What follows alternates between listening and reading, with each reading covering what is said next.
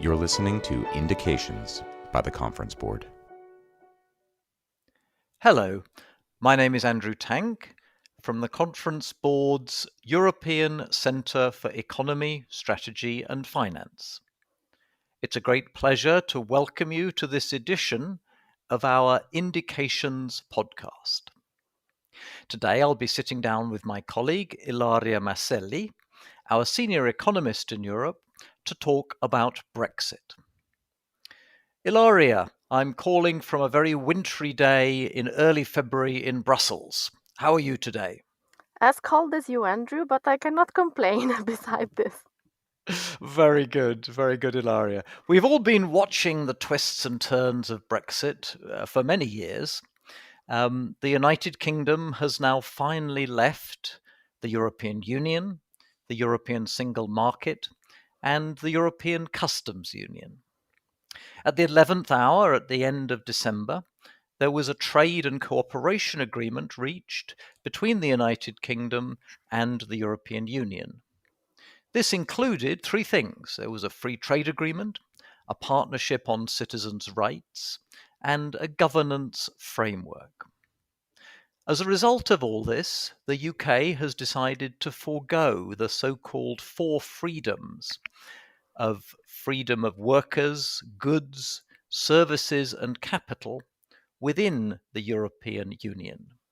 Instead, it's chosen a looser relationship in relation to all those elements.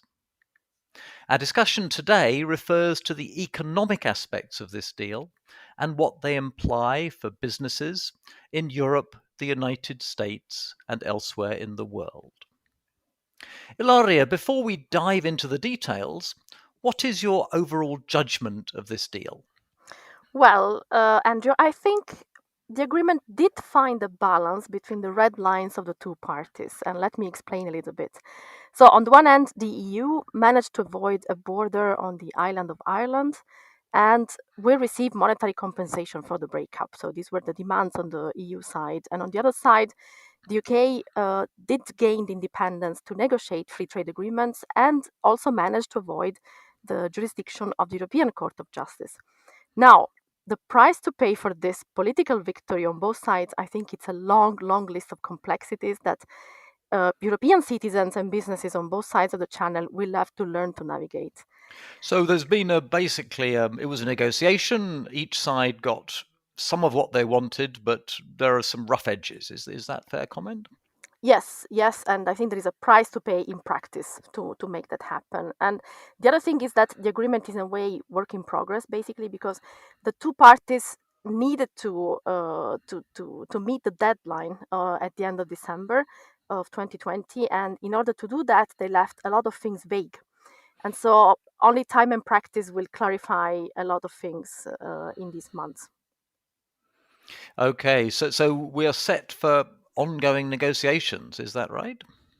Yeah, I think they will keep checking things and clarifying and see how it goes over the next years and change things here and there as it's needed. I mean, certainly I've been watching the news in January and early parts of February. There seems to be almost as much Brexit news as before. Let's first of all talk about the impact of all this on the manufacturing sector, because we hear the agreement is all about free trade, that there are no tariffs and no quotas.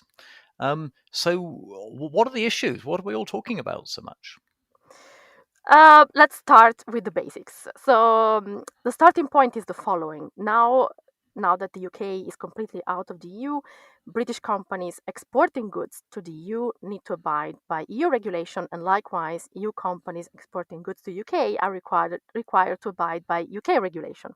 Now, this was not the case before because there was mutual recognition of each other's standards, and so the first practical consequence of this is that as of 1st of January, there are border checks to verify compliance for the goods that are moving across the border. So, this is a standards issue rather than a tariff issue, then? Exactly. Because the two parties agreed that there is no tariff and quotas that are applied to products that are mostly manufactured in the EU or in the UK. Now, this generates tons of problems because, it seems simple, but it's not, because, we've been through 40 years of globalization and a long process of European integration that basically made supply chains very complex and very integrated. So it is really rare that a product is entirely manufactured in one country only. So often a final good, if you export a final good, that includes part coming from many, many countries in the world. So, what does an exporter need to do then in this environment? So if you're lucky, so only a company that exports single parts that don't need upstream inputs from elsewhere will have a relatively easy life. But companies that export final goods or complex parts with part coming from elsewhere need to comply with a set of rules and verify the rule of origin, and they might be subject to tariff and quotas depending from which country these other parts come from. So I want to really give one number to give an idea of how important this problem is. 32% of the value of products whose final stage of production happens in the UK comes from abroad. So you can imagine that it's a lot of companies that are facing now disruptions. And so, a product made in the UK, so say a motor car, which has a lot of components built in, say, Japan, might still be caught up in this problem. Exactly. And to what extent depends also on the rule of trade between the EU and Japan. So it's very, very complicated. Right. Okay. So it's no longer as simple as it used to be. Is the essence of this? Definitely not. And I think the biggest challenge is really for small companies because, big companies can find their way out or have supply chains that are more resilient, can adjust. But for small companies, it becomes really troublesome. And what we anticipate is that small firms now will order less frequently and in bigger quantities anytime, there is a trade that happens between the UK and the EU. And this, of course, will come at the expenses of customers in terms of quality and prices. Okay. I mean, I heard an interesting story in early February about a British supermarket in Brussels that used to bring in a lorry load of various food products from the UK. They're now unable to do that because they need different paperwork for the fresh goods compared to the other goods, different paperwork for meat products compared to cheese, and so on. Is that a normal story? Yes, definitely. I think it's the perfect example of what it means really for a small company. I read a similar story actually of a restaurant in London, an Italian restaurant in London, that used to order really, a mixed box of fresh products coming from Italy every week, so they could have really something fresh coming in often. And now they're simply not able of doing that anymore because it takes time to process all of that. And so they really said it, we will have to order more and in bigger quantity in order to have less of these checks all the time. Okay, well, manufactured goods, of course, is still a minority of the total economy now. Let's, as our second chapter, move on to services. And here we will take a break. Looking for additional business insights in this subject area and beyond this podcast? Go to tcb.org/EU and explore our Economy, Strategy and Finance Centre. Uncover a large array of products hosted by the Conference Board in focus areas like global economy, labour markets and many others. Products include peer-to-peer networking events, expert briefings, publications, data and analysis, webcasts, videos and blogs. Okay, Ilaria, let's now look at services, which account for, I think, 70 or 80% of the UK economy. Is it any easier for trade in services under this agreement? Oh, I would say not. But the approach, I think, in the case of services was literally case by case. So I'll just give you some examples that you can also find in the report. Um, well, it makes sense, of course, to start with finance and insurance because that's perhaps the most known exported service of the UK. And we know, of course, that the passporting right is lost. And so basically, a British company that wants to be active in the EU needs to set up a branch in one of the countries. Just to give you a number, finance and insurance represent 21% of UK service export to the EU. And this also explains why a lot of financial firms have reinforced their staff in EU countries in recent years. For transport is again different. For example, transport includes aviation. On this, there is actually a lot of details in the agreement. And if I try to summarize it, you should think that the EU has progressively achieved a full liberalization of transport, air transport services within the single market, which means in practice that an airline from country A can operate a flight from country B to country C. And now, long story short, with the UK leaving the bloc, a lot of limits will be applied to British carriers. Another important So they thing could fly that from the UK to the EU, but not within the EU, is what you're saying. exactly, exactly. Although there is a lot of details there in the agreement that country might be okay with it, and then it's a bilateral decision. But at least I would say it's clear on that. A lot of other things are not clear, and one of them is what happens with the recognition of diplomas. So we know this is gone. I have to say it's not that it was a completely smooth process within the EU. For many countries, it's not so easy to fully automatically have your diploma in one country recognized in another country. But we know for sure that this is gone when it comes to the UK. So, just to give a very simple example, an architect that wants to work on something, a project, a London architect that wants to work on a project in Paris has to move there, get the diploma recognized, and then can work on it. So, very, very complicated and a lot of limitation. The only good thing is that not every job requires a recognition of a diploma. And so everything that has to do with business services, for example, which is a huge share, it's about a fourth of UK service export and import with the EU. This might stay because in order to be, I don't know, a business analyst, for example, or an accountant, there are less issues with diploma recognitions in these type of fields. Okay, because in those cases there's a standard reporting requirement or accounting rules and so forth. Exactly. The question mark, I Yeah. think, the big question mark is about GDPR. So, for those that are not familiar with it, the EU approved legislation in 2016, which restricts a lot the movement of data outside the EU borders in order to protect privacy.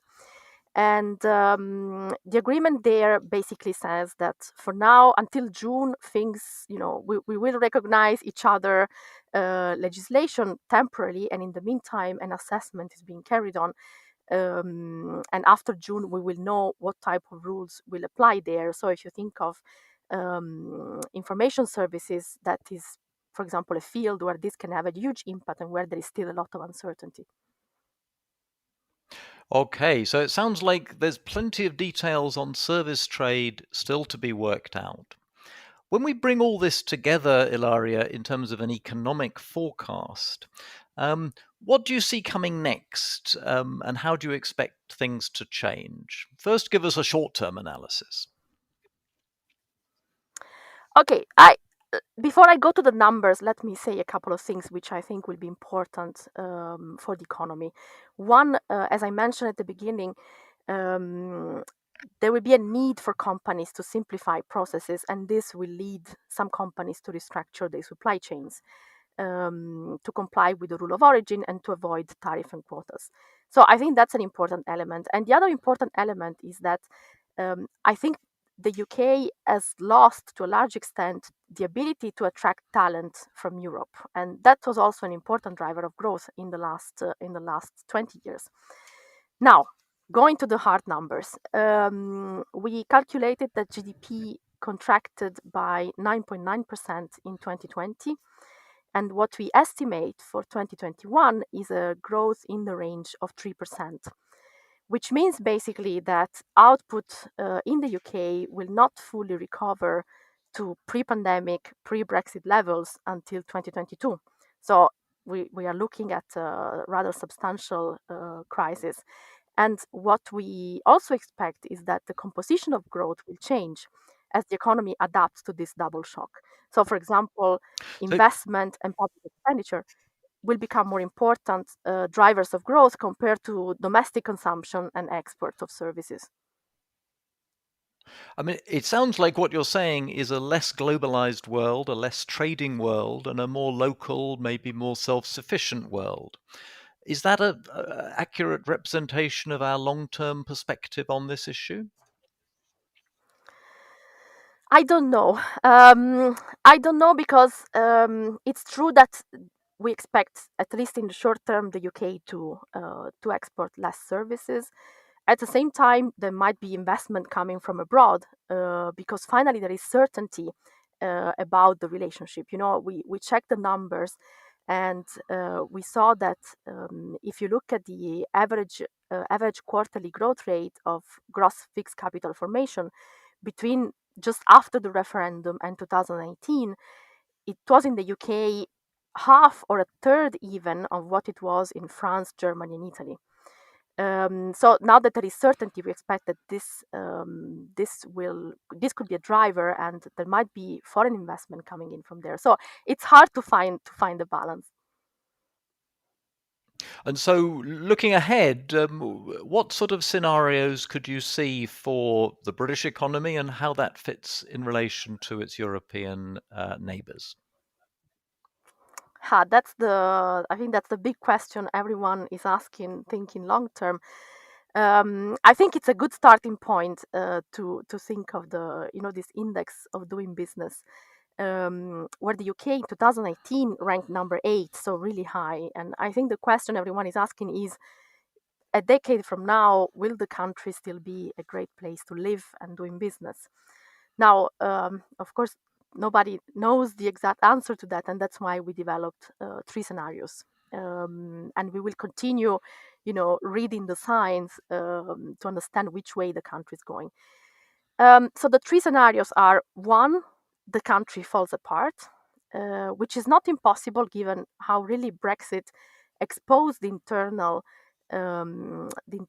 divisions within the country. So, for example, Scotland and Northern Ireland might hold in the future referenda for independence, and social tensions spurring from the pandemic also might escalate. Now, in this scenario, the UK, or what is left of it, would become a sort of diminished global force, which would mark a sort of political win for the EU, which would confirm the power to expand at its borders, but could also go the other way in the sense that the EU, that other separatist forces that exist in other European countries could ignite. So, in this scenario, you could imagine the island of Ireland reuniting and Scotland maybe getting independence. And both joining the EU. Okay, and that's still possible, is it, at this point, Ilaria? I think anything is possible at this point. The second scenario, it's completely the opposite in a way, because what we picture is a country, is a UK that reinvents itself as a new global economic power that competes with the EU. So in this scenario, the UK makes a good use of its new independence and builds on sectors that are notably strong. Think about the financial sector, the super good universities, the pharma sector, the rule of law. So in this scenario, the UK loosens the European ties but strengthens the global dimension. And basically, this new regulatory freedom spurs innovation and growth. Very good. And What would be the sort of middle scenario between those two extremes then, Ilaria? So yes, the model true scenario is the one in a way in between, where what happens is that this rethinking of the long-term drivers of growth for the country doesn't happen, and the country remains halfway between its global ambitions and the strong European tie. And in economic terms, this means that the UK remains in this economic malaise that is characterized by the long-standing problem of low productivity growth. So basically, in this scenario, there are the well-functioning sectors that, together with a weak pound, make sure that there is some growth, but this growth is weak and possibly generates some sort of new social movements for Brexit. You never know. Okay, well, Ilaria, I look forward to following those. I think you've called those the fall apart scenario, the British resilience scenario, and the muddle through scenario. This has been a problem 50 years in the making, and so presumably it's too early to judge which of those will be dominant. But if you look 6 weeks into the new year, what's your overall assessment of the current picture? So I think the starting point is probably the muddle through scenario. And we actually did some work to attach an economic estimate of what it implies, and we calculated a growth rate of 0.9% for this decade. But elements of other scenarios are unfolding too, because you can see, the polls on the chances of a referendum, for example, in Scotland, on the one end, but on the other hand, you also see the signs of an aggressive trade policy, which is what is needed to make the resilience scenario materialize. So, we have to wait and see for some months, and also for the pandemic to solve to some extent, to understand where the country is going. It's too soon to say 6 weeks after Brexit. Very good. Well, thank you very much for that, Ilaria. And we will be following all those scenarios at the conference board in coming months and years. Thank you all for listening in today. If you would like a deeper analysis of the subjects we've talked about, you can download the report we have just published on the conference board's website. The title is Brexit, What's Next?